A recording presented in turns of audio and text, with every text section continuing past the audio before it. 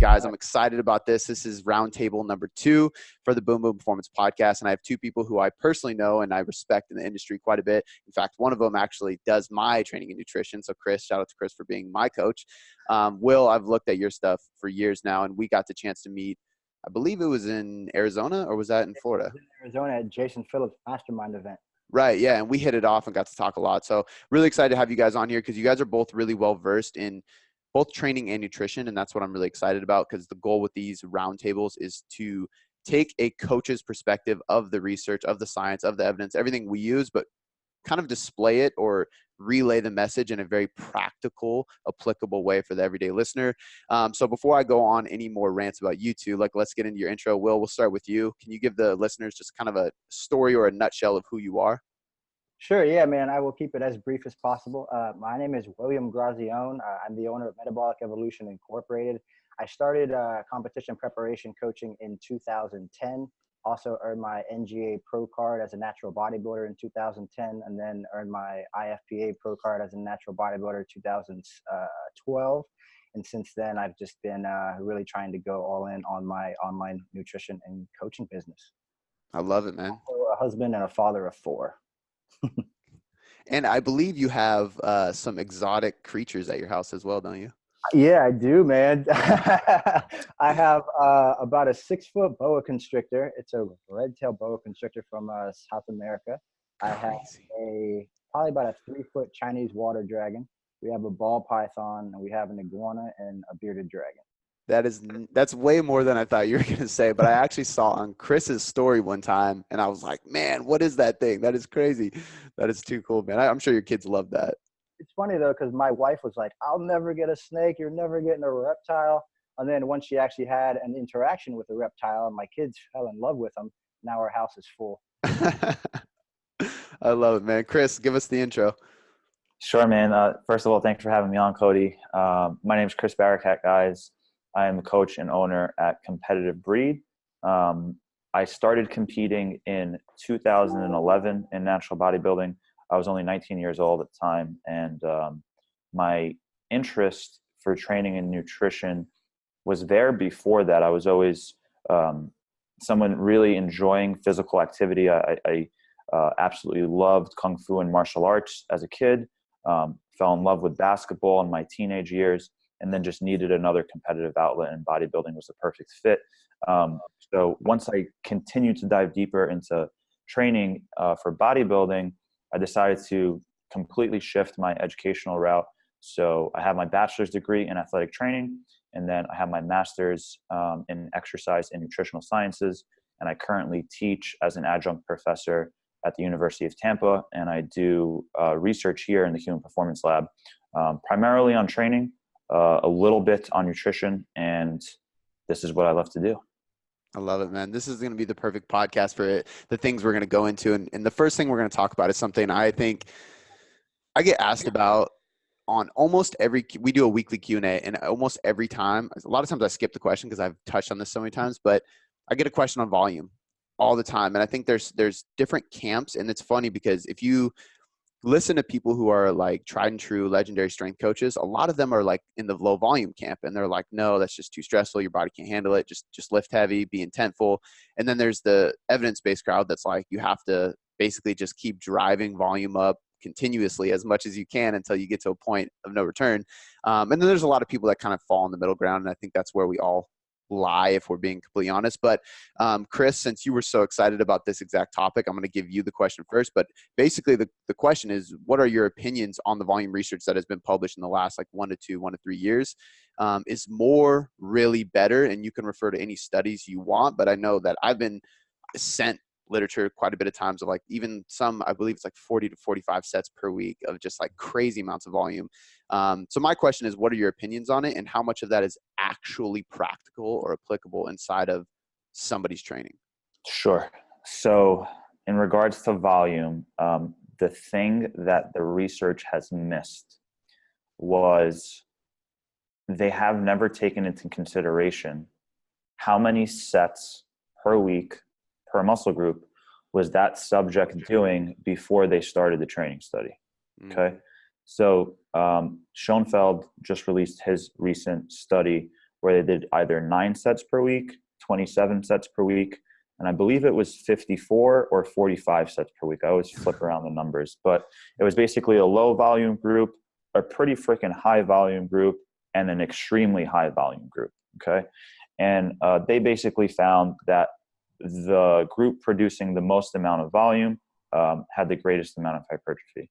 And the reason for that is most likely because every subject in that group doing 45 sets per week was probably doing more work than they ever had. So it was a greater stimulus than they're used to.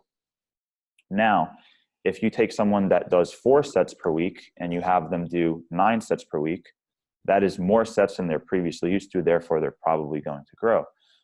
We just conducted a study. It actually took us 9 months to collect data. We like to do studies in one semester, but this project was so large that it took us an entire school year to complete. And we just presented the data at the NSCA conference in Washington, D.C. And our study was a bit different. So we had 12 sets per week, 18 sets per week, and 24 sets per week. What we did differently was we finally asked the subjects, how many sets are you currently doing before they started this study? Okay. However, due to statistics and the way research needs to be ran, we still randomized what group they fell into because we just need to do research in that manner. The cool thing is, when you look at all 3 groups, they all responded extremely similarly. There really isn't much difference between the 3 groups. However, when you look at the individual subjects, right, as individual data points, the subjects that grew the most and got the strongest were the subjects that added the most amount of sets per week. Okay. So if a subject came in and they were doing 12 sets per week at baseline and we had them do 18, they grew, they got stronger. If they were doing 15 sets per week and they ended up in the group doing 24 sets per week, they grew, they built muscle, and they got stronger. So it really matters where they are at baseline. It blows my mind that all of the other research would just take 30 subjects and say, okay, 10 of you are doing 10 sets, 10 of you are doing 20 sets, 10 of you are doing 30 sets, without taking into consideration what were they previously doing, right? Because I don't want to continue to ramble too long, but if someone was doing 30 sets per week, and we saw this in our study, the subjects that were doing a lot of volume but ended up in a lower volume group, they lost size and they lost strength, which makes sense. So you can't take someone doing 30 sets per week and tell them, all right, well, just do 10. That's all you need. It's like, no, their body has adapted to this amount, and they can be more efficient with their volume. So they might be able to reduce how many sets they're doing, but then they would need to increase their intensity, their mind-muscle connection, and just get more out of each set. But you can't just take someone doing super high volume and throw them into a low volume group and expect them to progress. They might regress in that situation. I'm really excited that you did the study that way too, because that's always one of my questions is what was going on before. Before I pass the mic to you, Will, I guess my follow-up question to that is, especially for the listeners to hear, how long are most of these studies being done, and how long can you follow a ultra high volume program? Because is there any merit to say, like, maybe you should make a dramatic jump, but only for X amount of weeks, because at some point you're overreaching and you need to kind of deload, or all these studies long enough? I mean, yours 9 months, that seems like a long time, but I don't know if the other ones were that long. Yeah, no. So our data collection lasted 9 months, but the actual training sessions itself were 9 weeks, okay. Right? Like they're usually 8 to 10 weeks because research is being done at universities and you try to crank them out on a semester basis. So subjects come in the beginning semester, you run the study throughout the entire semester, and you do post-testing at the end. So that's basically how that works. And before I just hand it off to Will, I just want everyone to know we're finally going to put the nail in the coffin when it comes to volume, because we're doing a study this semester and we're collaborating with Brad Schoenfeld, who's like, the hypertrophy godfather, so to speak, in the research world. And what we're going to do is we have a control group. So let's just say we have 30 subjects. 10 of them are going to come into the lab and we're going to say, how many sets do you currently do? You're going to continue doing that.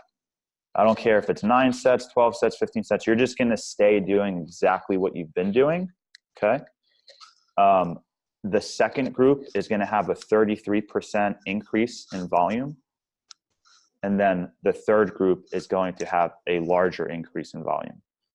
So we're finally going to take into consideration how many sets do they currently do, and we're going to increase it from there rather than just throwing them into random groups.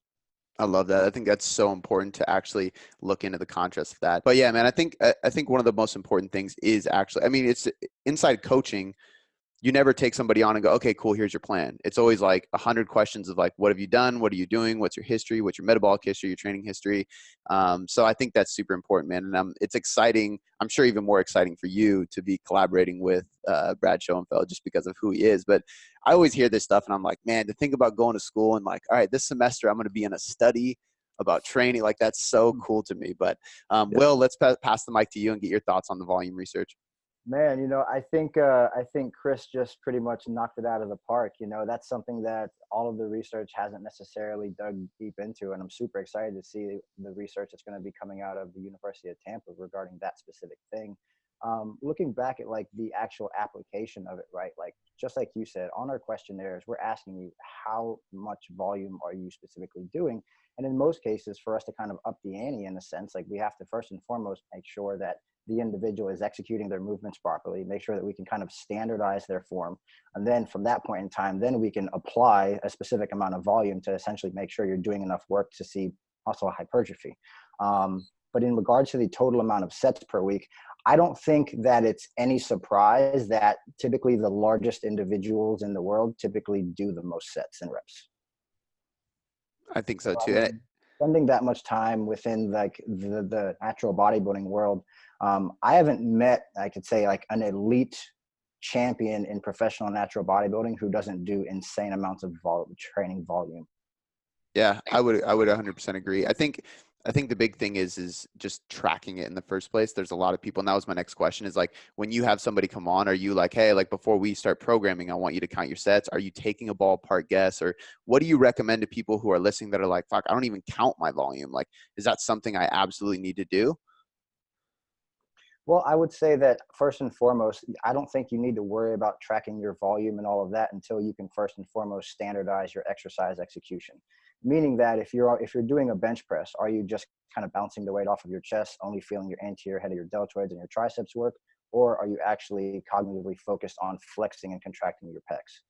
I know that Chris has done some research on this, I believe, at the University of Tampa, so I'd actually be interested to hear him talk about this.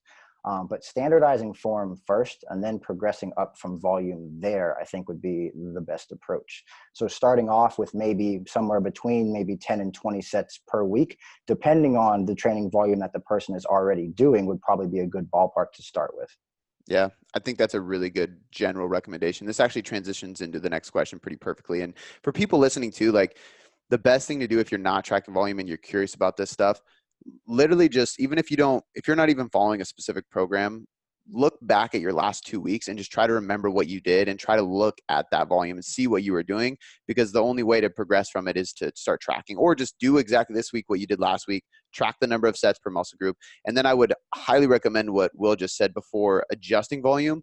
Look at like good volume versus junk volume. So what reps are actually putting in good work to feel your muscles work. I know for me too, especially, this is something even just recently, especially for my lower body, ever since my knee surgery, I've been focusing on so much more because I really had no choice. And it's been a game changer for how I feel in the gym and being able to actually like recomp and rebuild some muscle without adding a ton of load on my joints. But the next question was actually effort and intent. So inside of a training program, like rather than intensity by load, but like looking at your effort and the intent behind your reps, how important is that, if you want to call it a mind-muscle connection, or the individual's effort inside of each rep compared to total volume and stuff? And Will, I want to pass this one to you because I know from the content I've seen from you, this is something that you're actually pretty passionate about. And we even got a training session in, and I remember you doing like a couple tweaks when I was doing reverse flies, and it was just like instantly like, oh shit, drop the weight a little bit, like let's go back. So what are your thoughts on how important that actually is? Well, I think so touching on that first question a bit, and I don't want to backtrack at all, but I think that there's something to be said really quick. And before you go like trying to adjust your training volume dramatically, I think you have to be able to internalize and like listen to your body. If I'm doing 20 sets per week and I'm training, let's just say if I'm doing let's just say a squat or a leg press or something, am I recovered by the time I'm going in to train my lower body again? Is my chest recovered by the time I go back to do a bench press again? If it's not recovered, chances are I'd highly recommend you either A, take an additional day to recover that thing, or B, possibly take back your training volume a bit. Okay. So moving forward from that, I think that, so there was research, right, that Dr. Bradley Schoenfeld did 2018 that basically showed that the flexion of the arm, when there was an internal mind muscle connection, they saw greater hypertrophy. However, I think that the outcome there was basically that everybody knows how to flex their bicep, and not everybody knows how to internally focus on flexing their quad. So I do think that there's a lot to be said in regards to, do you have a direct signal and are all cylinders firing when we're talking about, can you connect your nervous system to your muscle system? Everybody knows the feeling of going into the gym. They either A, pick up a pair of dumbbells, or they grab a machine or something, and they just go to town and they just start moving their body, right? And you typically don't even feel the muscles working until you're on set 3 or 4. However, I would say a better idea is to go in, run through a series of muscle activation techniques so you can neurologically connect your nervous system to the muscle system. So you can essentially make sure that all of your muscle fibers and all of the motor units responsible that need to be recruited are recruited on your first set. So first and foremost, I would say try to standardize that. Something that I actually learned from Chris is actually how to contract my lats. And this was why I essentially became obsessed with the mind-muscle connection, was because as a bodybuilder, my worst body part was always my lats. It was always the lats. No matter what I did, I just didn't know how to rotate my spine. I didn't know how to suppress the scap, retract the scap, elevate the scap. And just by learning those specific things, I was actually able to now feel my lats whenever I train them. So with that being said, I think that there's a lot to be said for your ability to connect your nervous system to your muscle system. And before you go in to try to lift heavy loads, or before you go in with the intent to move against resistance, I would highly recommend you do some form of muscle activation for either your lower body or your upper body. I think it's kind of funny because, and I'm interested to hear Chris's thoughts on what science is actually being done on it.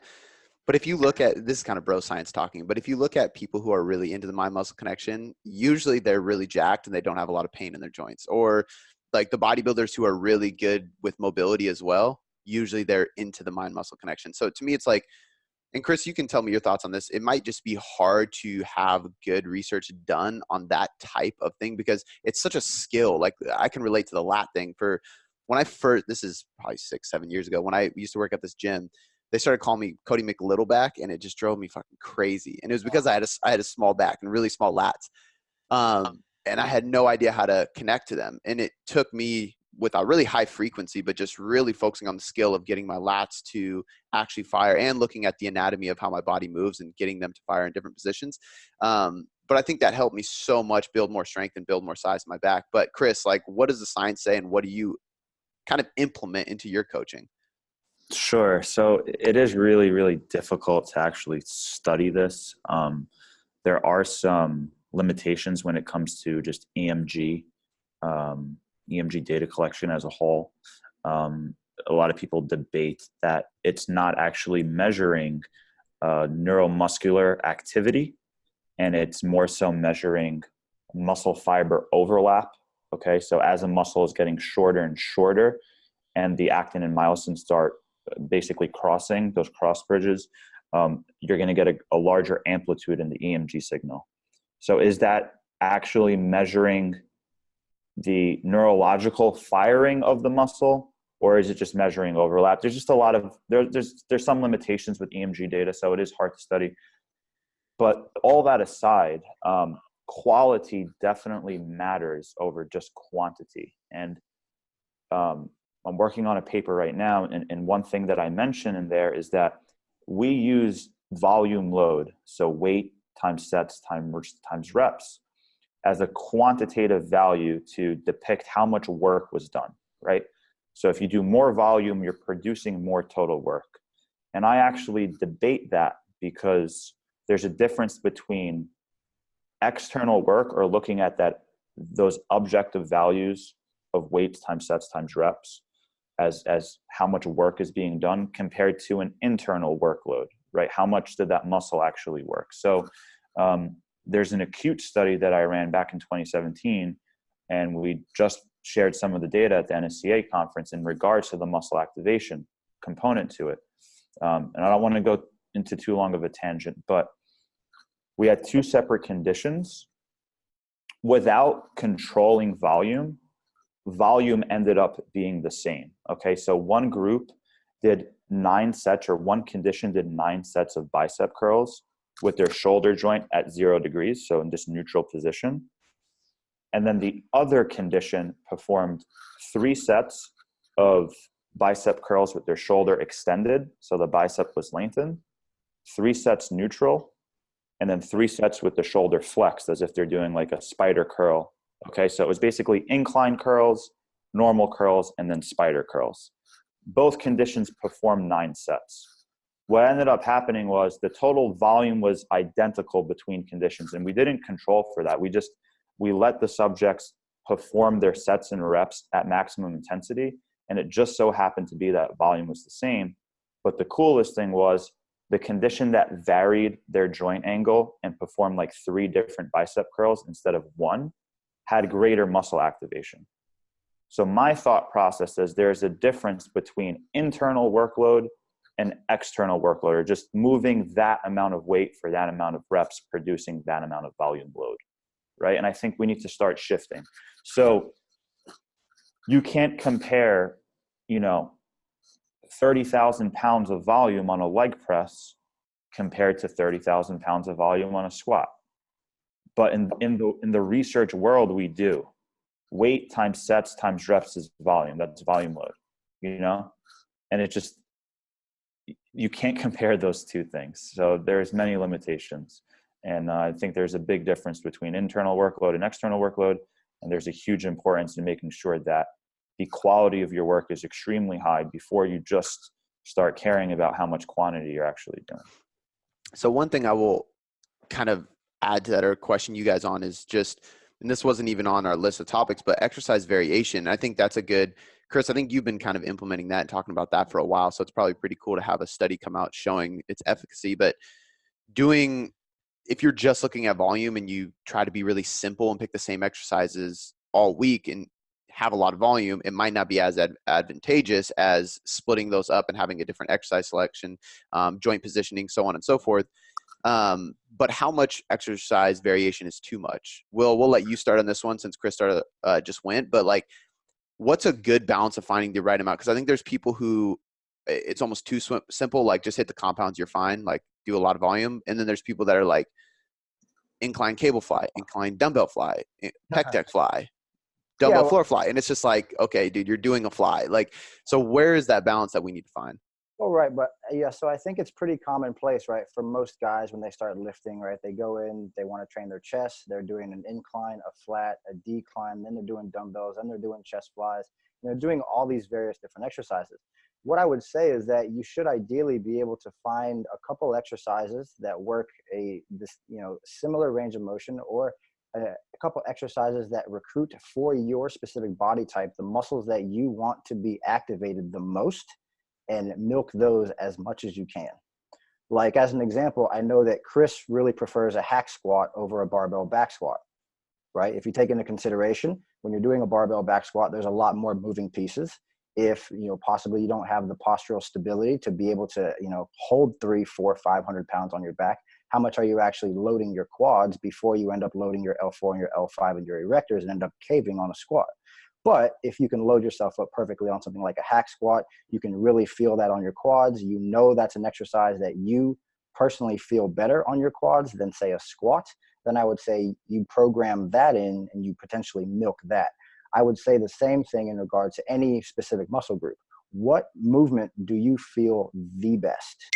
Now, granted, there may be some muscle activations that you may have to go through to be able to figure out what movement patterns you feel the best, but I would always say pick potentially 2, potentially 3 exercises per muscle group and just program those in, milk those until you're no longer progressing.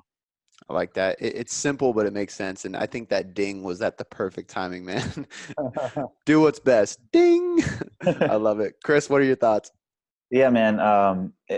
Some of it has to do with your experience level and what your primary goal is, for sure. So if you are a strength athlete, right, you need to milk specific movements and get really strong at them so you can become more neurologically efficient at that movement pattern and just master that skill of that particular lift, right? But at the same time, if your goal is more hypertrophy focused, then maybe you want a little bit more exercise variation to ensure you're training the muscle in all of its functions. Okay, so just for example, let's take the pecs. The primary function is horizontal adduction, so the humerus coming closer to your midline, as if you're doing a flat barbell bench press, right? That's going to train horizontal adduction. But the chest, or especially the clavicular fibers, it's also involved in just shoulder flexion. So doing something like a low to high fly is kind of important to develop that clavicular head, or performing a movement that's pure adduction, bringing your arm closer to the side of your hip. So doing like a high to low fly is also important, right? If you only train horizontal adduction over and over and over, you're missing two components or two actions that the chest is also responsible for performing. So I think it depends on what your goal is. It's important. Last example I would use is, if you're doing a bicep curl and the only bicep curl you ever do is a standing dumbbell bicep curl, that's totally fine. If you're going to pick one curl, you might as well do something in a neutral position. But again, if you want to maximize hypertrophy, you probably should do bicep curl variations where one, the shoulder is extended, one, the shoulder is flexed, and you're changing the angles at the joint. So it just depends on the goal, and most importantly, the experience level. There's no reason to take a beginner and have them do 3 bicep exercises. One's going to be fine. You know what I'm saying? Yeah. Quick question for both of you guys, because I know I will get this question after this, and I get this question quite a bit about just different random topics. But for the coaches listening, what are like the best, I guess, books or certification courses you guys can recommend for general anatomy? I think, like I don't have a background in anatomy, but I've coached with so many individuals. I've been in the gym for so long that I've just learned and picked up on things over the years. So I can't say like take this course, but I'm just wondering if you guys have anything to give them. I know Anatomy Trains is super deep, but that's a book they can look and start like learning about the body and how it moves and stuff. But I'm just curious if you guys have any recommendations for the coaches listening. Chris, you can start. Sure. In regards to like anatomy and kinesiology, honestly, any kinesiology textbook will have the information in there. But sometimes reading information is only part of the equation. You need to read that information and apply it in the gym. So I teach a kinesiology lab here, just one day or 2 classes per semester for a different professor. And it's a practical application thing. So they already took anatomy and kinesiology, and now I'm trying to apply it in the lab where they're actually starting to connect the dots. So they pick up pieces of information and knowledge, and now you need to connect the dots. So for anybody who wants to learn more about anatomy and kinesiology, you can honestly do it anywhere. You can grab any textbook or just search the web, look at each muscle group one at a time, learn about the origin and insertion, learn about the muscle function. And then when you go into the gym, when you're doing a chest press, say, okay, what is actually going on at the muscle and at the joint? Okay. So no human movement can occur without skeletal muscle contraction. If a joint is moving, a muscle is contracting. So if you're doing a bench press, instead of just saying, okay, I'm doing this bench press, say, okay, I'm keeping my scapula retracted, and now my glenohumeral joint or my upper arm is horizontally adducting as I'm performing the press. So the muscle is getting shorter as I'm performing the concentric. The muscle is getting longer as I'm performing the eccentric. And you just learn over time. I think it's important to take pieces of information, go to the gym, and just think about it differently, right? Think about that insertion point getting closer and closer to the origin as you're performing the concentric, and think about the muscle lengthening and the insertion point moving further and further away from the origin as you're doing the eccentric. I think that's a good way to kind of summarize just learning and building the skill of the mind-muscle connection as well. I think a lot of people just go through the motions or just kind of crank out reps and they don't stop to think about what's going on. So that's huge. Will, what about you? Yeah, I actually absolutely love how Chris described that, because that's exactly pretty much the way that I learned how to control my back finally. I had an anatomy, kind of like a, more of like a, essentially like a anatomy chart, basically, to where I'm looking at it and I'm like, okay, these are the joints, these are the bones, what connects, from bone to bone, muscle fibers, and then what's the origin, what's the insertion, and then how do I move that in space to be able to contract that and be able to lengthen that. But I would say that from like an educational perspective, Tom Purvis, owner of RTS down, I think he's down in Fort Lauderdale. He's a phenomenal resource.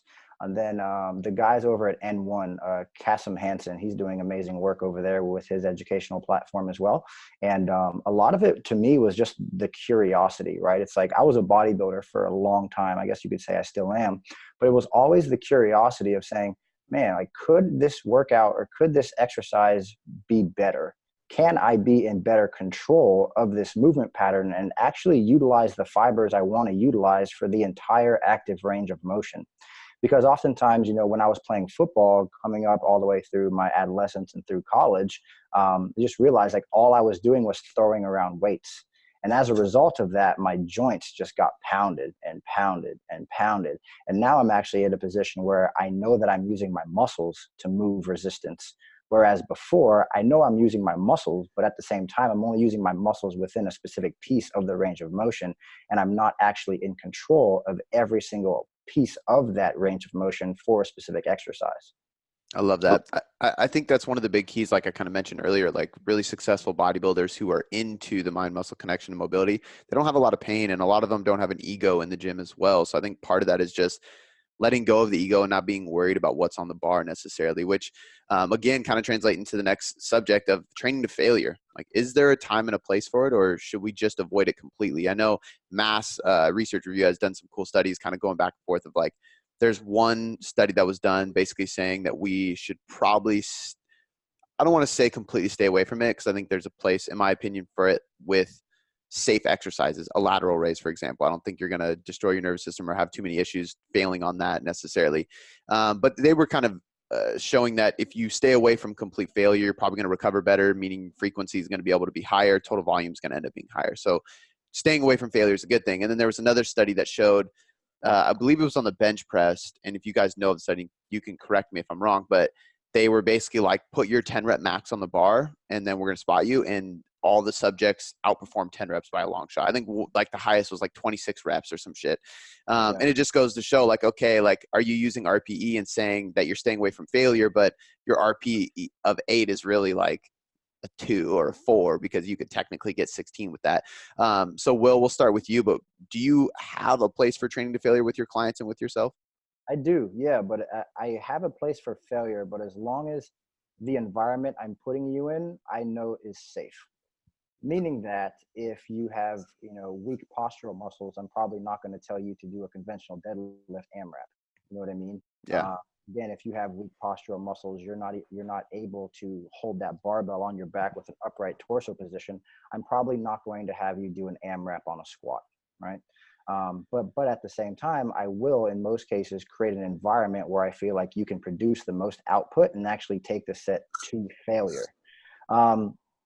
So I like the fact that you did say, are people just kind of utilizing like the RPE scale and cutting themselves short? And I think that a lot of people kind of use it as almost like an excuse to stop early. I feel like a lot of people typically just don't train really, really hard anymore. And, if anything, a lot of the research regarding like 10 sets being the minimal effective dose, 20 sets being max, or however many sets it is now, I think a lot of times it's just allowing people to say, oh, well, I'm going to bench 225 pounds. I'm only going to go to an 8 RPE, but I'm never actually approaching failure. How do you ever truly know what you're capable of? And that's something that you pretty much nailed on the head. Is the reason that I utilize these sets when I have clients go to failure, and it's not all the time. Typically, it's only going to be the advanced ones. But when I have clients going to failure, it's so that I can actually see, how have we progressed during this block, and what do you actually have? Like, what's the intestinal fortitude that you have? How many reps can you sit your butt down on a leg press with X amount of hundreds of pounds? How many reps are you truly capable of? Because we've been stopping at 12. And it's very, very commonplace, whether that be for an overhead press, pull downs, bent over rows, deadlift, whatever type of exercise you're doing, a hack squat, whatever, that oftentimes the amount of volume that the person is actually doing is so much less than what they're actually truly capable of. So I actually like to utilize sets to failure as, I guess I'll call them realistic power sets. So like, what are you actually capable of? And it's very, very commonplace that if I have a client that can do 3 sets of 12 with, 4 plates on each side on leg press, I have them do their 2 sets. And then on the 3rd set, I'll have them do an AMRAP. And it's very common they get over 20. Yeah. I think that's going to build way more self-awareness. And I think that's what it comes down to, right? Is like, first, like you kind of mentioned, it's basically weighing out risk versus reward. Like looking at this exercise, if you take it to failure, is the risk higher than the reward? And you have to weigh that out before you do it. But I think that people can create failure with a lot less weight if they learn the intent about an exercise. And that's kind of what you're alluding to. And for me personally, I know with my programming, like with myself, I found after a while that I actually liked having like ranges of reps. So like I'm going to hit between 8 to 12 and I'm going to have like a reps in reserve of blank. And I'm just focusing on hitting a certain intent and really creating maximal fight. Like, I don't care if my sets go from like 8 to 9 to 12, or if they go from 12 down to 8 by the last set. If my intent is at that close to true failure, I think that's important because that effort is what's creating hypertrophy in some sense. Yeah, I want to reiterate one more thing too, that the exercises that you choose are very important. Yeah. Meaning that a lot of people have created training programs where, the foundation of the training program, and granted, sure, it might be for powerlifting, but at the same time, if you take an individual who, when they squat down to the bottom of the hole in a squat and their upper chest just caves in and they bail with the weight, like, you probably shouldn't have somebody like that squatting. You need to take numerous steps backwards. You need to make sure that all of their weaknesses are strong before you put a barbell on their back. I would say the same thing for somebody who's, programming in a deadlift. Make sure that all of the, postural muscles on your body, your posterior chain, is extremely strong. And this is something that, if you look at like the training programs from overseas and the kind of the way that they operate in the Olympic lifting world, is that when young children come into the gym, they put them on the GHD and they get them strong as hell, right? Even strong enough to put a barbell on their back and still go, right? If you think about that, if you then walk up to a squat, you stand or whatever, right? You grab that barbell, you put it on your back. How strong is your posterior chain going to be? Can you squat down at the bottom and maintain an upright torso position? I say in most cases, yes. But in America, the first thing you do is like, oh, so-and-so is squatting, so I have to squat. But your physique isn't even built for squatting. You go in, you squat, 6 months later, you're injured. Yeah. I think and that's why I loved you mentioned Chris doing hack squats over back squats. I think that inside of hypertrophy, like I hate when people claim that the back squat is the holy grail or like this, like you have to like at the end of the day, like if we're looking at aesthetic changes, there is no best exercise for everybody. It's so individual and it really depends on where you feel best, where you're most comfortable, where you can create the most range of motion or the maximal recruitment of the fibers. And I think that changes for so many people. Now, if you're a power lifter, you have to squat. So let's figure out a way to build your body to squat better. If you're training for performance, I don't think you necessarily need to back squat, but you probably need to squat and you definitely need to build the posterior chain. So I'm glad that you put that in there because there's so many amazing athletes out there that do a ton of glute and ham work and erector work and just back work in general. And I think it's so important. Chris, training to failure, what's your opinion on it? Yeah, training to failure. It's more and more important the more advanced you become. So if you're, beginner, intermediate, I think the training stimulus alone is going to provide you with an adaptation response. So you take someone into the gym, they've never lifted before, whatever, they've been lifting for 3 months. They can train at an RPE of 7 or 8 and they're going to get great freaking results because they're so far away from their genetic potential and they're so far away from that ceiling. but the closer and closer you get to your ceiling, you kind of need to continue to knock on that door a bit more and try pushing the ceiling higher and higher. And that's just going to require you to train closer to failure and reach failure, just in a very strategic and smart way where you're still managing your fatigue because of going to failure, right? So I think it's actually very, very important. One other thing I wanted to say is the research in this realm is actually really cool, but the biggest difference is when people are training to failure in the lab, or if someone's training at an RPE of 8 in the laboratory setting, that's a true RPE of 8, or they're truly going to failure. Whereas people just going to the gym, you know, if they say they're doing an RPE of 8, they're really doing an RPE of 6 or 5. And people need to know what they're like truly made of, and like what does failure training look like for them, because it'll just open up a whole new can of, like, I don't want to say can of worms, but it'll just open up a whole new window of opportunity and self-belief. If you take someone who's never really, really pushed it and you take them to true failure, they actually start believing in themselves more. They become more confident, and then their overall training improves. So let's just say they were training at, you know, a true RPE of 6. Now maybe they're training at a true RPE of 8 moving forward for the majority of their sets, and every once in a while that they take it to a true RPE of 10. But the average lifter in the gym just doesn't know what a true set to failure looks like, and they're missing out because of that. I think that, like, you can't do this all the time, but I definitely agree with you. And I think that everybody listening should get a spotter at some point in time and just take their lifts to failure, true failure once, just to learn what you can do. I know, like, I did it way back when we used to have like a crew of guys that would train together. So it was easier to do these things, but we would put like your body weight on the bar of a trap bar and just like go till you literally can't. And you will surprise yourself how many more reps you can get. Now, granted, this isn't the safest thing in the world, so I'm not saying everybody should absolutely go do this, but for those seriously wanting to train hard, I do think there's a lot of merit to what you're saying, Chris, and just being able to go out there and actually perform a true set failure, like gun to your head RPE of 8 versus like what you think an RPE 8 is. And I think that self-awareness goes a long way in what you can do. And I think the people that build great physiques probably have a good self-awareness of that in general.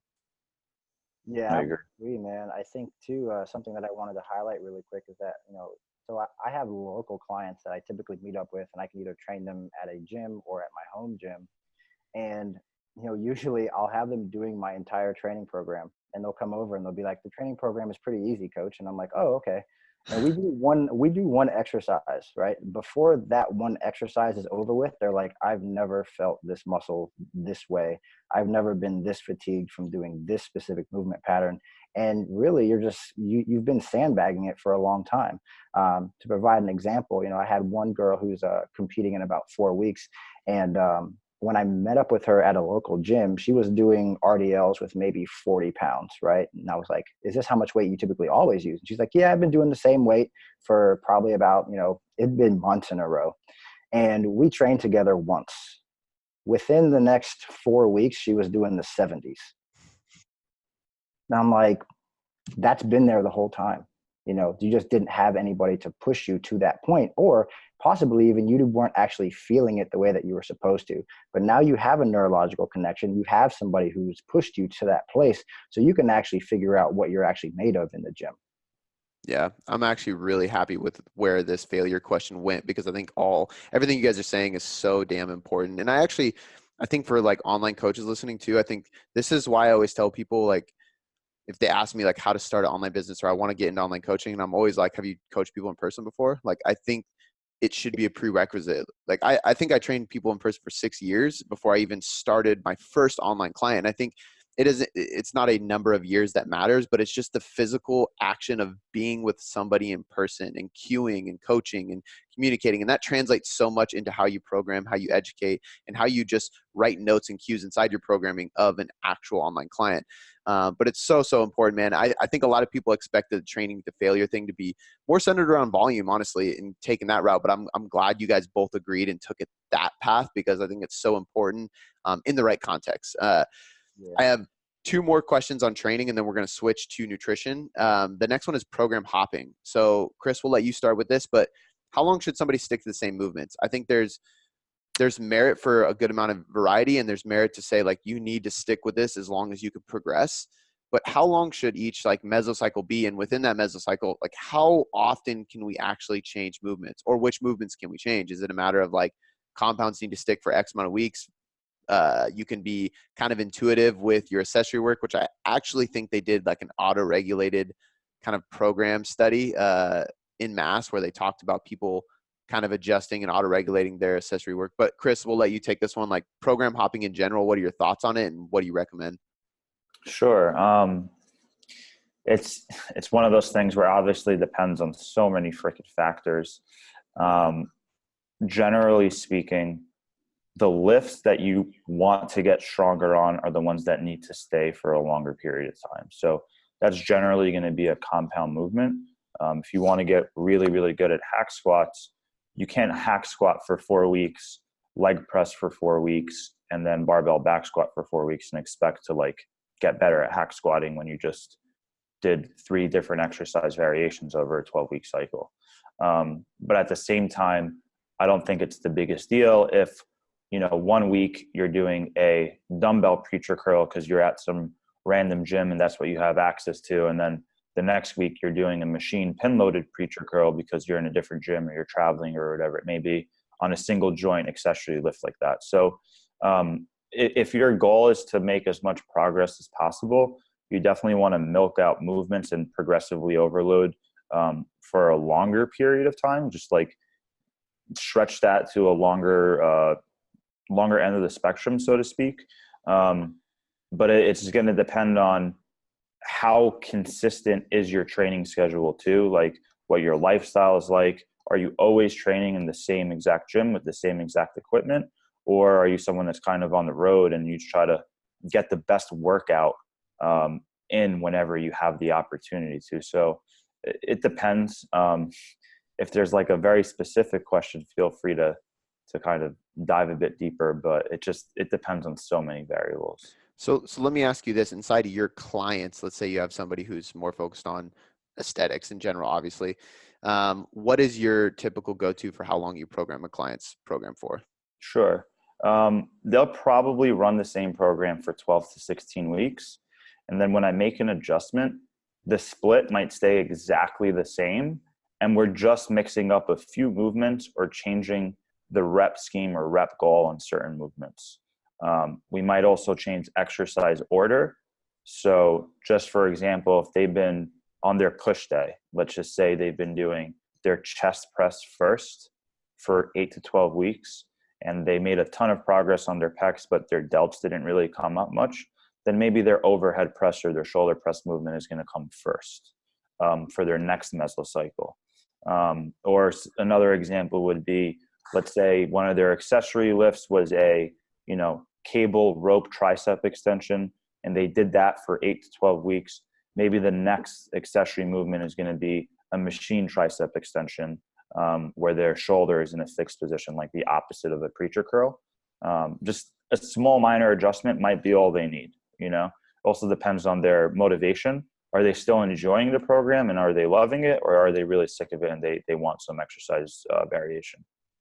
I think obviously, and I think this goes for every question on this podcast, every question we could possibly ask. It always depends because there's so many things that change, but I think it's good for you to put some kind of a number to it, because I think there's a lot of people who have a problem with not sticking with things long enough. They're like really not milking the progress they could be making in a movement, and they're just so quick to jump ship and change over when they could have maximized more volume or more intensity or just more load in general on that movement because they weren't done progressing. So like going until you truly are done progressing on that movement, I think has some merit. Absolutely. I think if you have a program where the exercise selected within that program are appropriate for you, there is no reason for you to run it less than 8 weeks, because you should be able to make progress in that time span. And if you're just changing it because you're getting sick of it, it's like you might need to change your perspective and think about what is going to lead to the most amount of progress for you in the grand scheme of things. So, 8 weeks would be the absolute minimum. in my opinion, but most people can milk it for way, way longer as long as they're staying motivated and enjoying the program. Yeah, love it. Will, what are your thoughts on this? Yeah, I agree with just about everything that Chris said. Typically, my training programs are anywhere from about 10 to 12 weeks, where something that I try to keep in mind is, I analyze the physique of a client and I say, okay, if you have very well developed, pecs and anterior heads of your deltoids, well, probably chances are on your upper body days, we should not start with a bench press first, right? We should actually start with something that works your upper back to kind of start to level out the musculature that's there. Similarly, if we're working with a female client who has, let's say overly developed quads in comparison to her glutes and her hamstrings, and that's visual, then we should, in most cases, start with something that's going to recruit the glutes and the hamstrings before we actually tentatively focus on the quads. I would even say that we can take the glutes and the hamstrings into like an extreme hypertrophy phase where we do have a lot of volume, but we're actually putting the quadriceps at like maintenance for quite a while. Because in most cases, right, like they love training their quads and chances are they have a really good mind muscle connection with their quads. But similarly, the same people who have really amazing quads but don't have any glutes and hamstrings, they usually can't feel their glutes and hamstrings the same way that they feel their quads, right? Again, same thing kind of connects to the chest or the back or the biceps and the triceps and all of these muscles.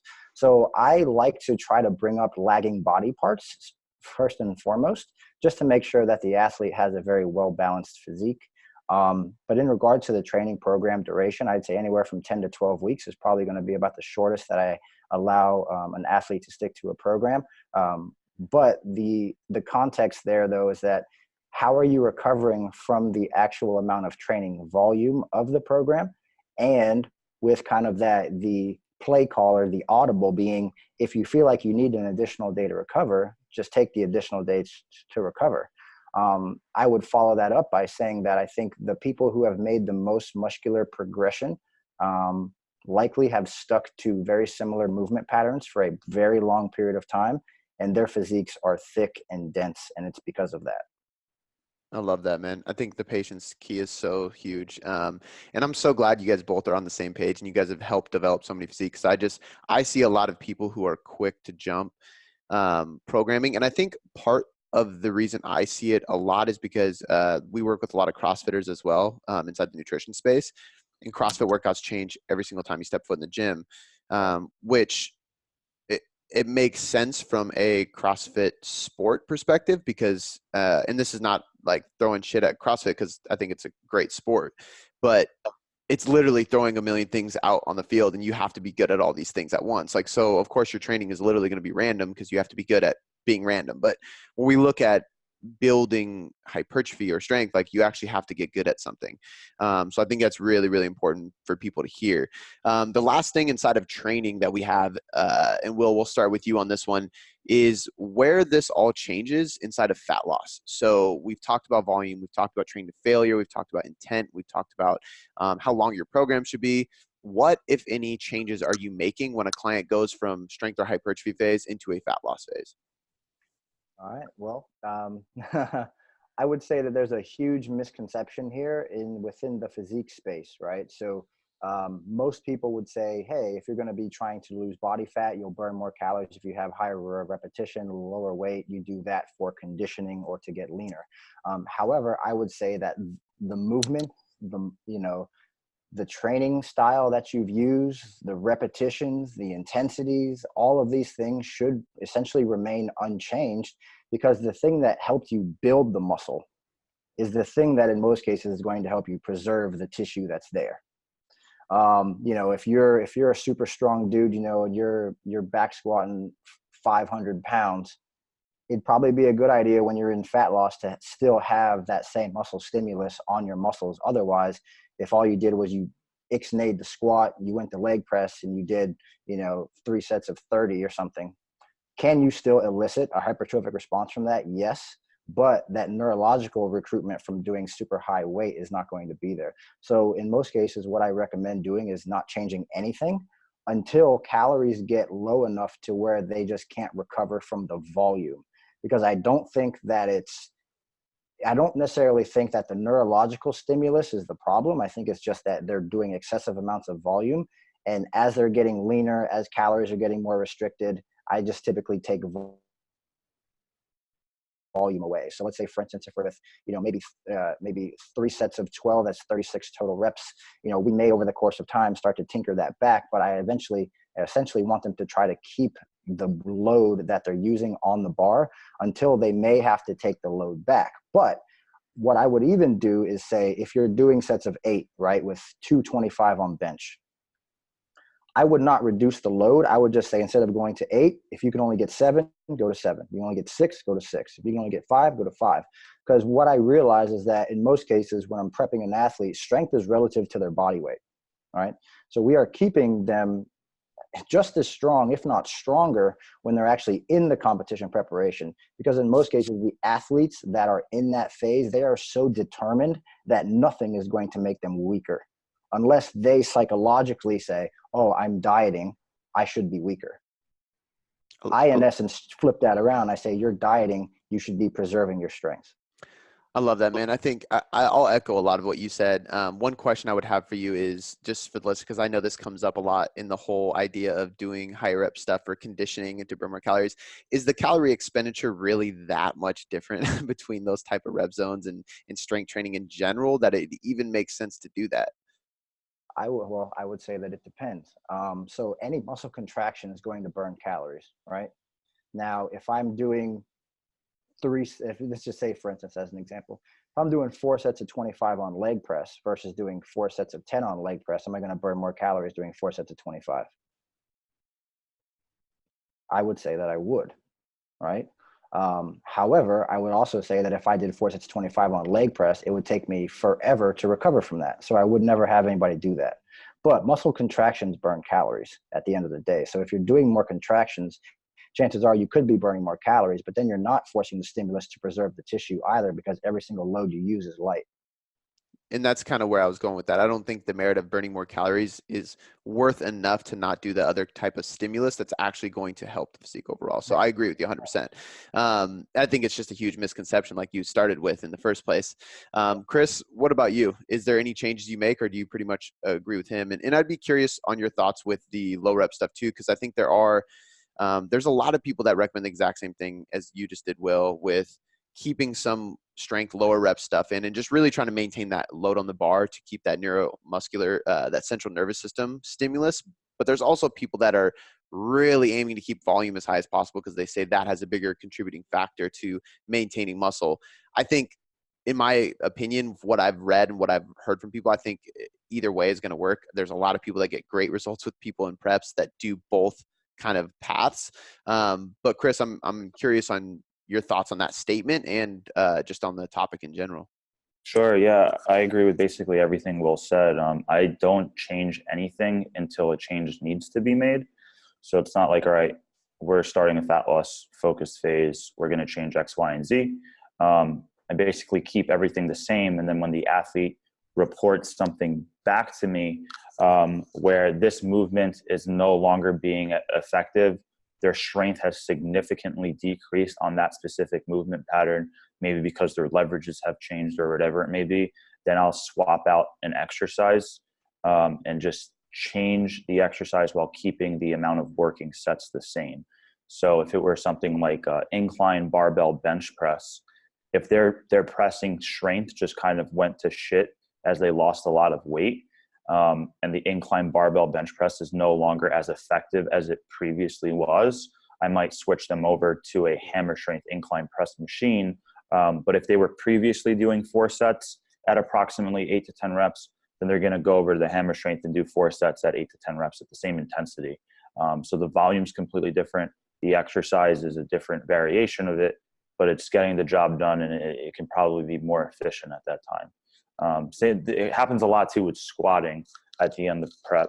If they're just no longer able to maintain heavy enough loads to stimulate the muscle, then I'm going to swap out that barbell squat for a machine squat, because you need to take into consideration the fatigue to stimulus ratio.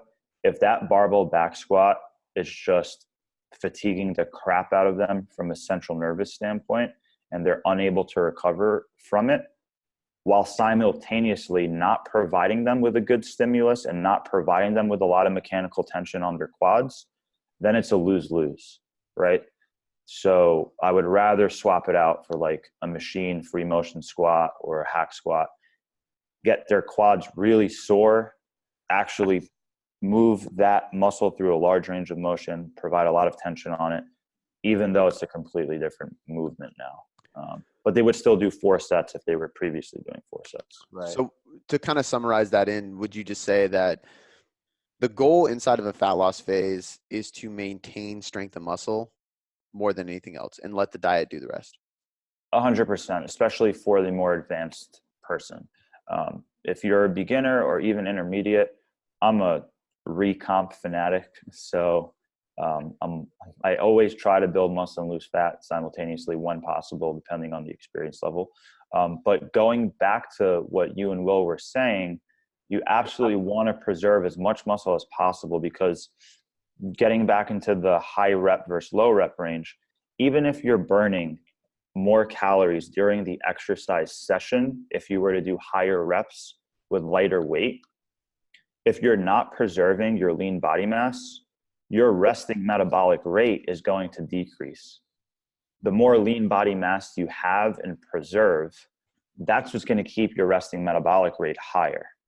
So you don't want to just think about what you're doing in the 60 to 90 minutes while you're in the gym, but how many calories are you burning at rest? If you're having a more effective workout and you're creating a greater adaptation response, you're actually going to be burning more calories after the training session anyway. So yeah, I'm definitely not going to change repetition goals and decrease the load just for the purpose of decreasing the load. I love it, man. I think that's a great way to kind of summarize and end that topic and the training. We'll go into nutrition now. We have time for a few more questions. And I think it's funny. I just want to point this out. Like, next time I do a roundtable, I might have to find 2 people that have completely different perspectives, because it's always like I did that last time where I got Austin and Steve, and I was actually kind of expecting, because Austin's very into the anatomy and execution and intent, and Steve is very much in the volume camp. Not necessarily volume camp, but he does talk about volume a lot. He programs about volume.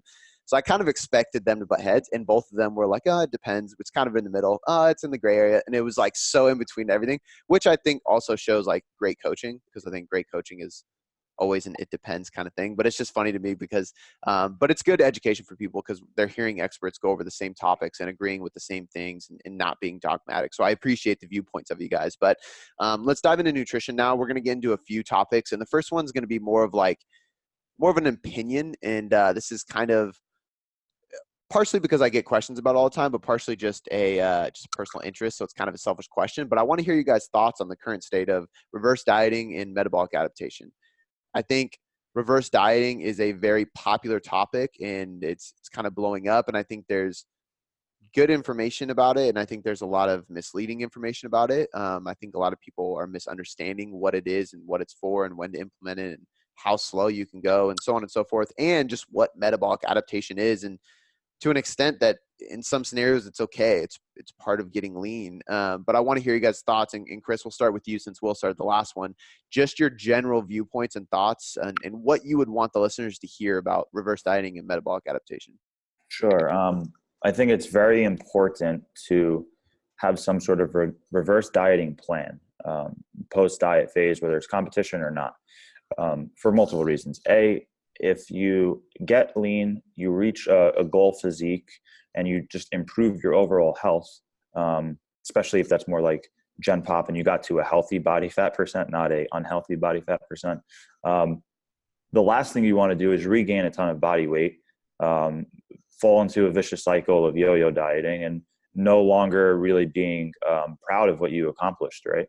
So you need to have a plan in place just to make sure that you actually stay healthy and the work you've put in to that point has served a valuable purpose that you can kind of maintain.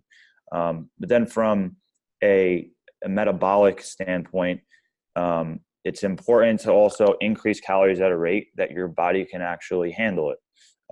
You don't want to necessarily shock the system, have so many calories coming in, especially if you were on a low calorie diet for a long period of time, that your body can't efficiently utilize that fuel, and then you just regain fat at a faster period of time. But it's absolutely part of the process where you are going to metabolically adapt both while dieting down and while reversing up. At some point, if depending on how extreme you're going to get, you are going to have negative adaptations occur basically regardless. And if you're trying to get extremely lean, especially for contest preppers, which is who I primarily work with, you're going to have to dig, and you're just going to have to kind of accept that for the most part. I want to share a few examples of certain clients and some specific numbers, but I also want Will to share his thoughts on the overall subject first, and then I'll just kind of give some examples.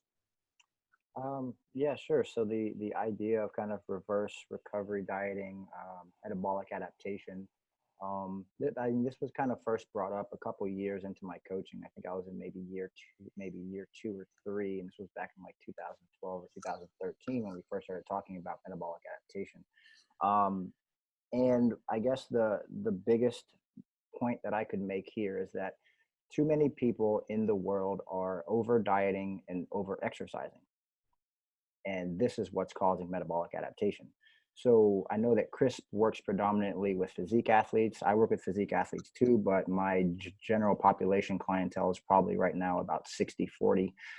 So obviously, I think the number one thing that we could predominantly do starting out with a general population client is actually educate them from the beginning. Like, this is going to happen. However, we already have a tentative plan of action for when it does happen.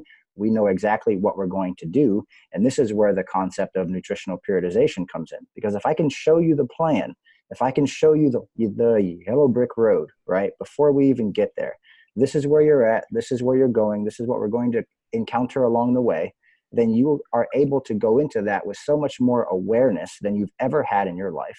And when you get to the end of that fat loss phase, you already know Coach has your back, he has a plan of action, and we are going to keep this weight off for good. This will be the last time you have to lose fat.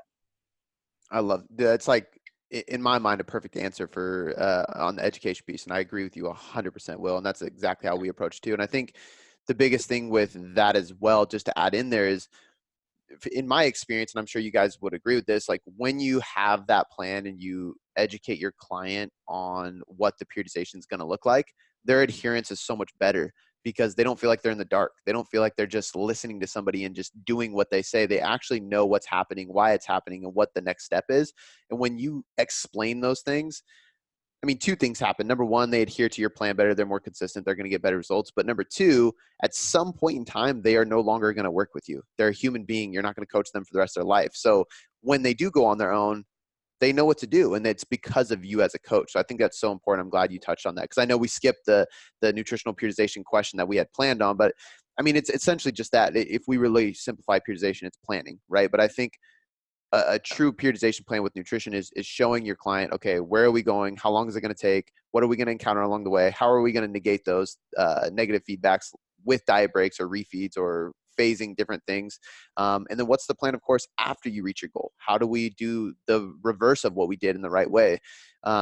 So important, man. I'm glad that you approach it that way. And Chris, if you want to bring up the case studies as well, that'd be great. Sure. Yeah. Just to provide the listeners with some examples so they can see how things can adapt in both directions, right? So one specific client, I pulled up their spreadsheet so I can get the specific numbers. When she first came to me, she was eating around 1,600 calories, weighing around 123 pounds. We've been working together for 2 years now, and she's had her eyes on this 2019 competition season since 2017. So it's been a very long vision, a long process. But long story short, we took her from 1,600 calories to 2,500 calories over a 2-year time period. And the cool thing was she's basically the same exact weight. So we increased her calories by 900 calories per day while being the same body weight. However, her body composition is way different. She is more muscular now. She's carrying more lean mass at this new 123 pounds than she previously was 2 years ago. And that's part of the reason why, right? She's building lean tissue throughout this process. The thing I want to point out now, she's finally in her fat loss phase. And even though we built up her metabolic capacity and we got her calories so high, she's right back down to 1,600 calories to shred up. So it's like, is it great that we built up her metabolic capacity? Absolutely.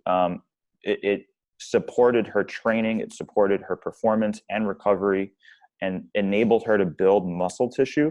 But now she's in this fat loss phase, and it's not like she's going to get contest lean on 2,000 calories. She's currently at 1,600 and change, and she might have to get down to 1,200 to be contest lean, and that's totally fine. It's not like our off season and this reverse dieting phase that we went through was a waste. It served its purpose. It was fantastic, but it's not magical, and you're going to adapt in both directions.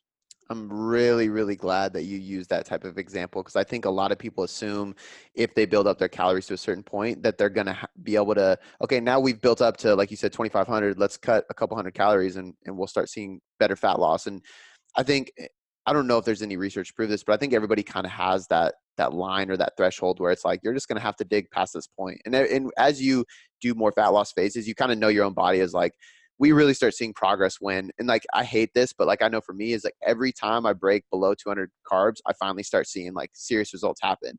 And I would love to get really lean on like even just 225 carbs. Give me that. But it's just not going to happen. Like, and I can build my carbs up to 350 on a daily basis and not gain a ton of weight. But when it comes to get really lean, it's just, I got to do it. 100%. Yeah.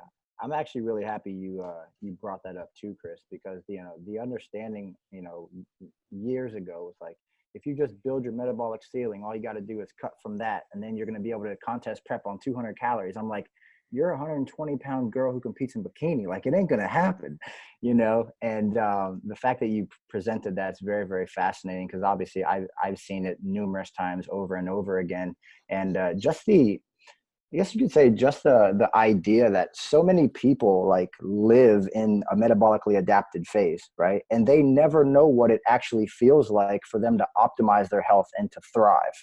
They never find that out. Their entire adult life, they've never gone over 1,400, 1,500 calories.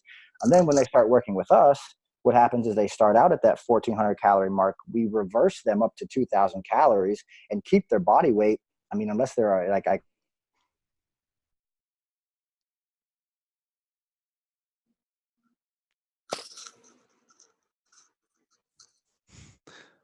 Uh-oh. Yeah, we lost him, right? Yeah, he's Okay. frozen. We'll see if he connects back in. Last time he froze, he popped back in. Okay. There he goes. am I back? You're What was back. the last thing you heard? What was the last thing you heard? You basically said, I'm drawing a blank, man. What was the last thing he said? Yeah, you were basically going in where like you can't be a bikini competitor and diet on that low of calories, and a lot of people don't understand what it's like to thrive, right? Like where you're at a point where you get them to thrive.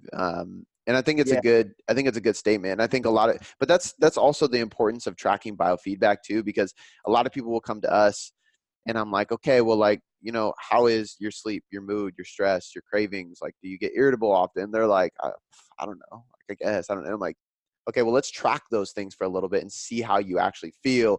And it's a good marker to listen to too, because reverse dieting can be hard. Like, you're bringing up calories, you're possibly going to gain weight, especially for female competitors or athletes or just clients in general. So you looking at those things and seeing like, okay, you know what, like I gained a pound, or like I feel a little bit heavier or retaining more water because I'm increasing carbs, but I am sleeping better. I'm hitting PRs in the gym. I'm less moody. Like I have an easier lifestyle. And I think those things are way more important. And I think thriving can kind of apply to all those things. But the thing I want to ask about this, and Will, you can start with this since we were on you when you froze, is I get this question a lot too. And I think it's a massive it depends answer, but I just want to get your take on it. When should this reverse stop? There's some people that will say, oh, when you get to 16 times your calories or 18 times your body weight in calories or whatever it may be, or just when you start feeling better. And it's like, well, should you keep pushing that ceiling as high as possible just to say, I can eat this much? Or like, is there any merit to stopping at a certain point? And like, how do you gauge that? Yeah. So because I've been around so long, I've kind of talked about the different things that I've seen. Before it was like, we had coaches kind of bragging that their female clients were eating so many calories. And it's like, Right. Look, 300 club, 400 club, like astronomical amounts of carbohydrates. But at the same time, a lot of these females are also gaining weight outside of their quote unquote comfort zone. Right. And So I think that there is a ceiling to each individual person, but I would say you need to start kind of pumping the brakes when they are uncontrollably gaining weight. Meaning that, if they were 120 pounds, they competed at, let's just say they competed at 120 pounds, and then they're coming out of their fat loss phase, we would go into a recovery diet approach. And then once they've kind of stabilized there, we'd likely start a reverse diet from that point in time. Now, once we've gotten them to a place where they are quote unquote healthy, they're no longer stage lean, they're in a place where they can preserve that, we will reverse diet their calories up to a baseline to where if we go above that, they will likely gain weight too fast. We'll taper that back down. We'll say, now we are at your new energy homeostasis. This is a perfect position for you to stay in, because there's no sense in taking that same girl and trying to bump her up to 300 or more grams of carbohydrates when her metabolism can't metabolize that amount of glucose. Because all you're essentially doing is you're leading them to a place of insulin resistance, right? And then they're not even going to be metabolizing or utilizing the glucose that you're putting in anyway. So it's like, you have these two cups, right? One of them, let's say, for instance, your muscle tissue is very insulin sensitive, and you fill that up, and then you fill up muscle tissue. That's a bad place for you to be in, right? If you get to that point where now you're insulin resistant, I would say you need to either pull some carbohydrates out, keep your blood sugar stable, and kind of maybe even implement mini cuts predominantly maybe every couple months or so, just to keep them sensitive, so that you can make sure that their bodies are actually metabolizing the glucose and using the glucose that you're putting in.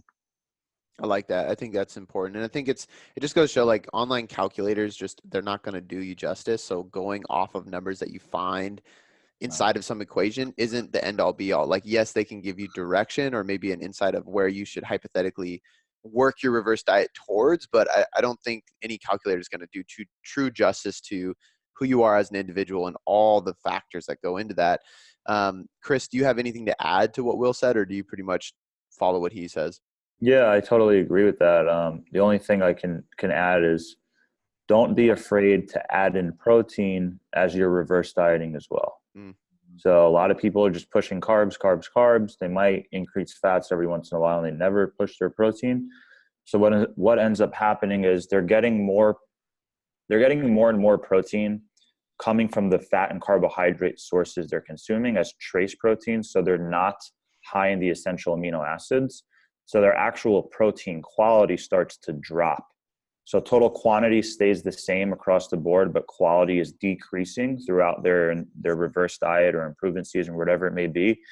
And that negatively impacts their recovery and protein synthesis response and stuff like that. So if your carbs are getting higher and higher, you need to increase protein as well to kind of offset how much protein is coming from trace proteins from the carbohydrate source and how much is actually coming from a true protein source.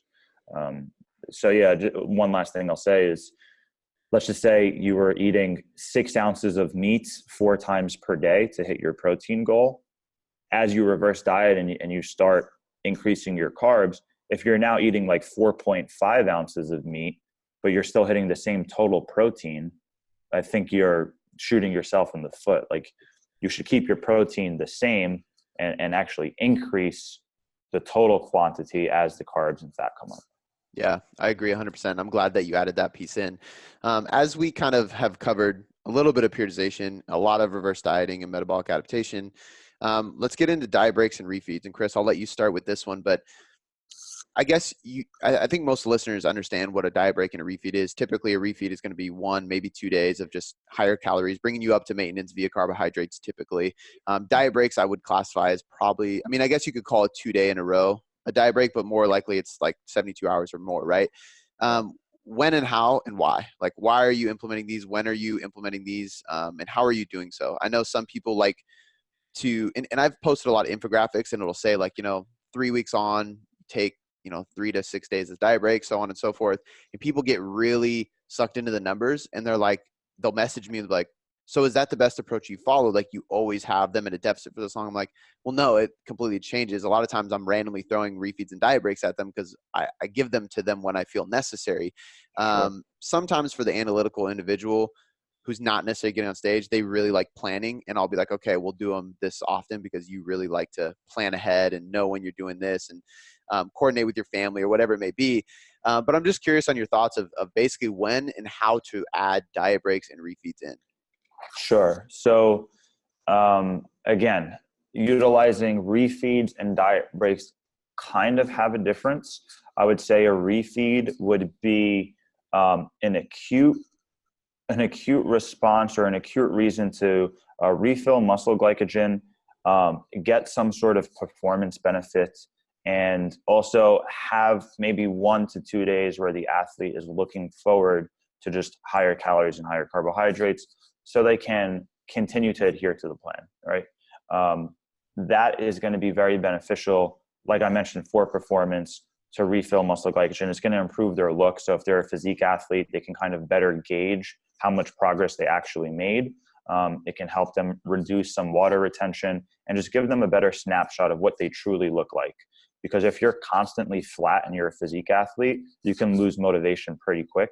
So having a 1 to 2 day refeed is pretty important, but it needs to be timed correctly, and the timeline of when they need to be contest lean needs to be taken into consideration. A diet break would more so be to kind of get their metabolic rate a little bit higher, start increasing leptin levels.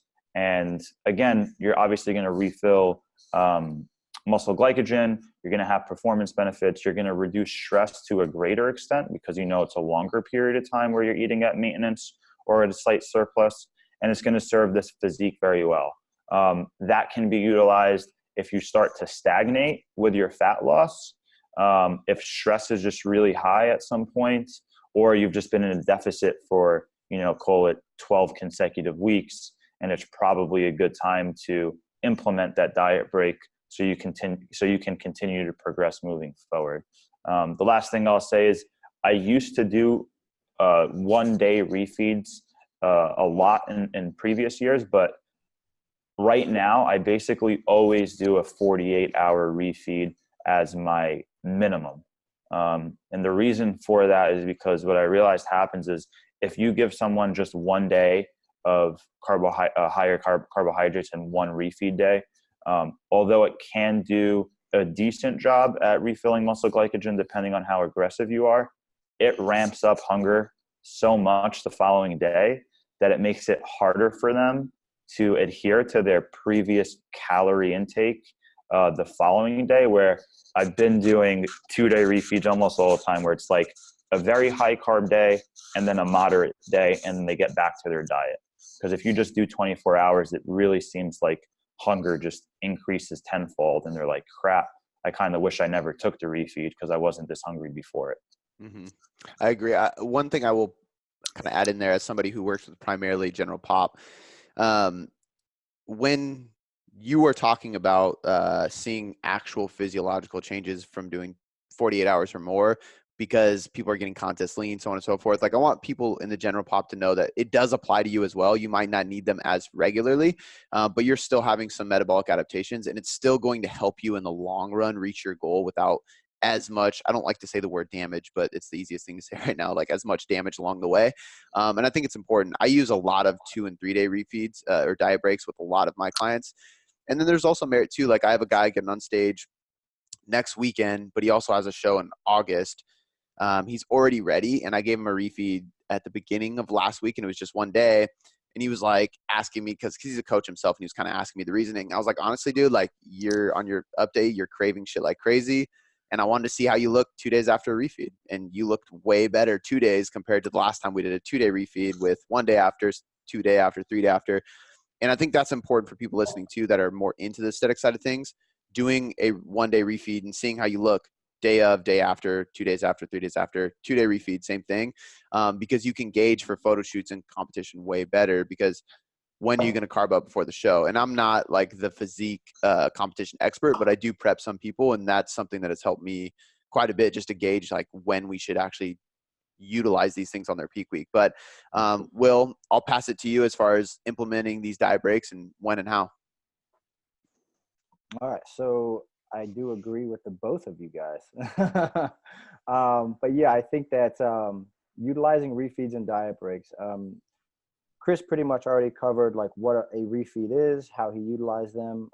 You talked a bit about diet breaks. I'll go ahead and talk a bit about diet breaks as they kind of resort to the general population and tell you guys like a case study that I've currently kind of worked on as well.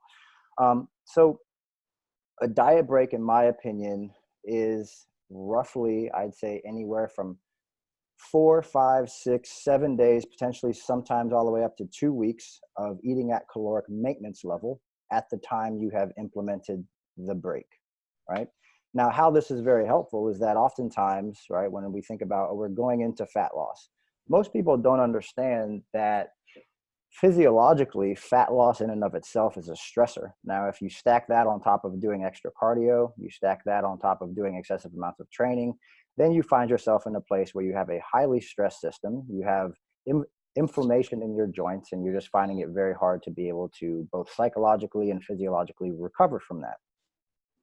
Now, a diet break, in my opinion, again, is something that A, you can psychologically look forward to, but B, what it more so is for a lot of general population individuals is an educational tool that actually teaches them how to preserve the weight they have lost with a higher amount of calories. So let me go ahead and reiterate on that a bit, because I have currently right now, I have a client, her name's Lorena. She started with me, she was about 285 pounds. Right now she's down to, I believe she's around 145 pounds. And what we had to do was we had to talk about diet breaks and how we're going to preserve the weight loss before we even started the fat loss phase. Because in her mind, she had already lost 100 pounds before on her own and gained it all back. So how do you approach something like that? What she did before, and obviously I took extensive like notes on our conversation, and she told me that, you know, the previous diet that she did, there was no plan of action on how she was going to recover from losing 100 pounds. Imagine how much stress is on your body physiologically and psychologically if you lose 100 pounds. There was no plan of action on how she was going to be able to preserve that weight loss. So in my mind, I'm like, that's the first thing we have to be able to talk about. We schedule a call just like this on Zoom. We go over what a diet break is and how I'm actually going to teach her how to utilize them for herself. It was roughly about, I'd say 3 months into my relationship and working with Lorena that the Matador study actually came out. And, you know, in the Matador study, they utilized 2 weeks on, 2 weeks off, right? 2 weeks in a caloric deficit and then 2 weeks to actually recover from that deficit. I didn't necessarily think at the time that utilizing a 2 weeks and 2 weeks was going to be ideal. So I basically took the literature and I manipulated it. I said, all right, Lorena, what we're going to do is we're going to go into 2 weeks, 2, potentially 3 weeks in a caloric deficit. And then we're going to provide you 1 to 2 weeks in a diet break phase. And she was like, okay, coach, not a problem at all. So she goes ahead, she commits, her weight's fallen off. With every fat loss push, we recover from that push, right? So she drops 10, 15 pounds, we recover. She drops another 10 pounds, we recover. She drops another 10 pounds, she recovers.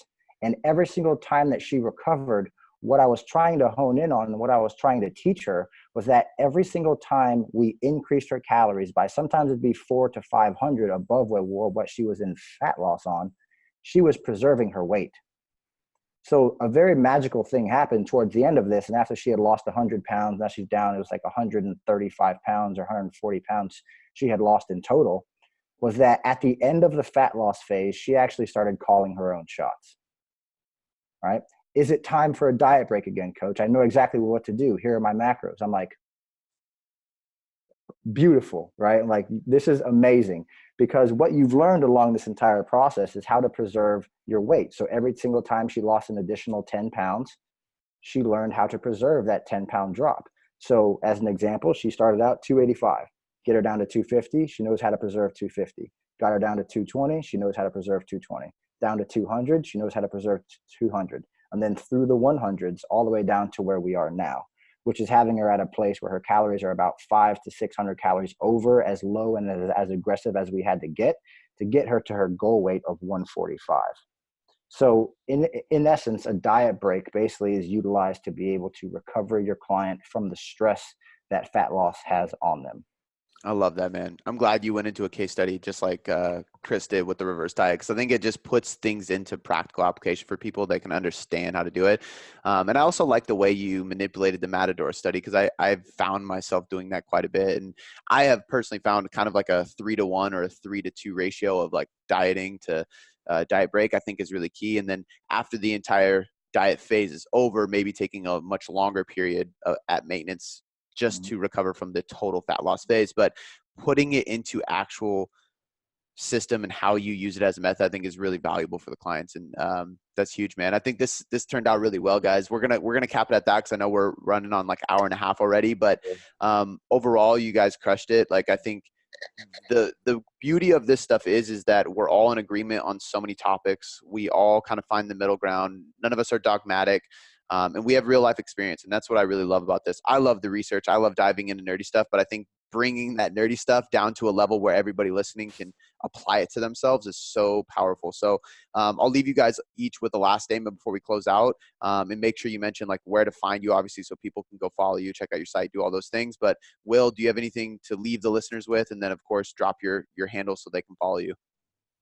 Yeah, sure. I would just say that for those of you who are out there, those of you who are struggling, those of you who have these types of problems, whether it be metabolic adaptation, you find yourself in your plateaued with fat loss, the reality is that the information that you need to be able to finally gain control of your metabolism for the rest of your life, it's available. But it's through listening to people like myself, Chris, Cody, and other people that are within our space who are actually up to date with the latest and greatest evidence-based nutritional practices that we have available. And by listening to people like us, potentially even reaching out to us, you're going to find that there is a method that can help you finally gain control of your metabolism for the rest of your life. If you're in a position right now where you're suffering, maybe you don't want to reach out, that's kind of like a self-sabotaging thing. We are only here. We are not here to judge. We are not here to criticize. We are here to help. Again, my name is William Grazione. I own Metabolic Evolution Incorporated.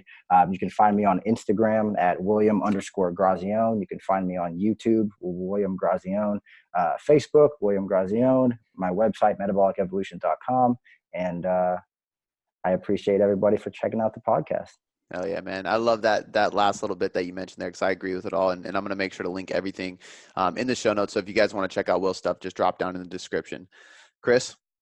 For sure. Well, Cody, thanks for having me on, man. Will, it's always a pleasure catching up, brother, and I'll see you tomorrow. So I'm looking forward to that. But yeah, all in all, if you guys need to reach me, you can find me at competitivebreed.com. You can also reach out to me on Instagram, where it's the platform I utilize the most for just educational content. So that'll be at Christopher.Barakat. And if you have any questions at all, just feel free to reach out through either platform. And I look forward to connecting with you all. Thank you guys for tuning in, and I hope you learned a ton throughout this podcast.